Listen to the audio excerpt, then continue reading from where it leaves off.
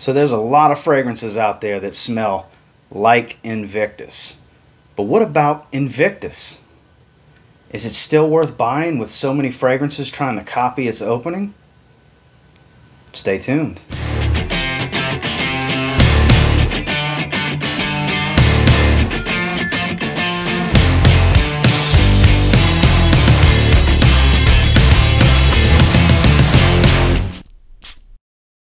That's right, ladies and gentlemen.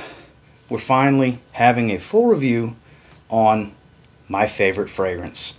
I have had, this is my second bottle. I used to have another 100 ml several years back. I've always loved the way this one smells. This is one of my all-time favorites. For as youthful and as sweet as it is, you gotta like a good sweet fragrance. But let's jump into this presentation real quick. I don't have the box anymore, but let's take a look at the bottle.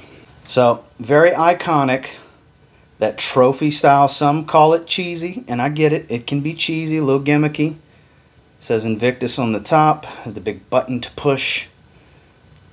Etched inside, batch code information, stuff like that. And the atomizer on this one really puts out. I already sprayed the card, so let's get into this scent. So I'll put the classification here, and I'll put the year it was released here. Now, let's go ahead and get those out the way, and we'll put the notes right there if you want to check those out. So, in this opening, so it's known to be sweet, smell like bubblegum, and be very aquatic. And that's exactly what you're going to get in the opening. If you can't distinguish the notes, that's the accords you'll get. You can tell it's very sweet. It's got a little citrus up top, but it's got this sweet bubblegum going on. It smells like bubble yum bubblegum. It's a turnoff for some, but in the air, it's actually an intoxicating smell. It really is. And as it dries down, it's more of the same. It doesn't really change a whole lot. This is one of the originators of the blue fragrance. It's a very youthful, synthetic fragrance. It's very designer, because designers are known for being more synthetic. And this is a very synthetic smell, but it's a pleasing synthetic smell, as long as you like sweet aquatics and that bubblegum scent, which this absolutely is.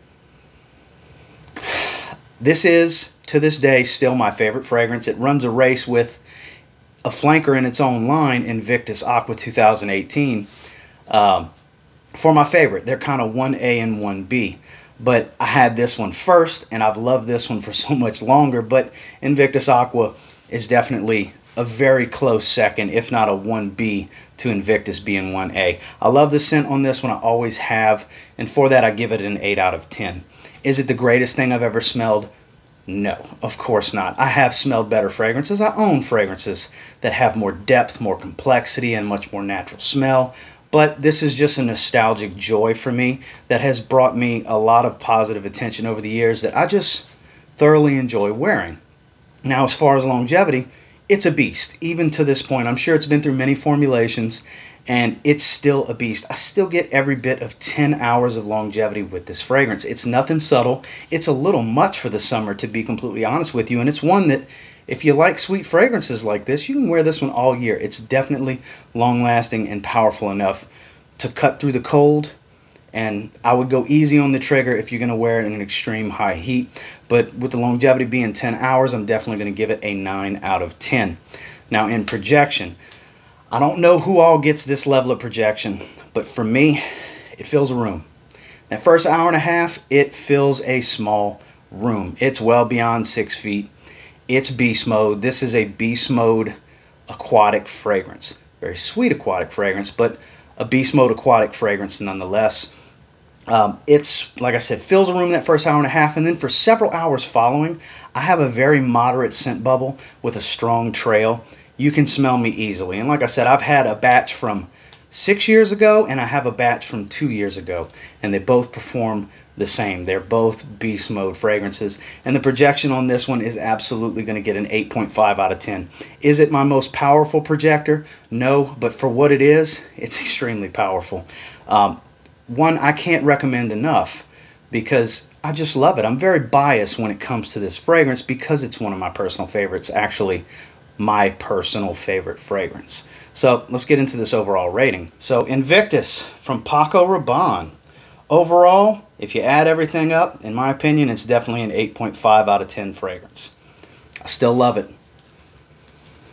If you want to smell like Invictus, your best bet is to just get Invictus. You can get testers for 40 some odd dollars all over, from discounters online, places on eBay.